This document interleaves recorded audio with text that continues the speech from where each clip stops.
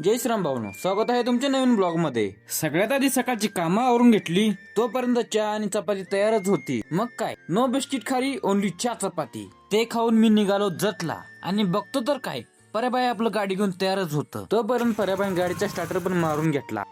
पावसाळ्यात रस्ता मॉडिफाय झाला, त्यामुळे गाडी हळूहळू पुढे काढली। आणि आज हायस्कूल बसणं काढण्याचं कारण होतं की एकीकडे आम्ही पण या शाळेत शिकत होतो, त्यामुळे शाळेची आजार आठवण पण आली होती। आणि गावात जास्त काही टाइम घालवत बसलो नाही, पर्याबायला घेऊन मी जतला गेलो आणि गाडीचं अवसान पण संपलं होतं, त्यामुळे तिला पंपाकडे ओढलं आणि 100 रुपये तेल टाकलं गाडीत। तेल टाकून आम्ही निघालो क्लासकडे।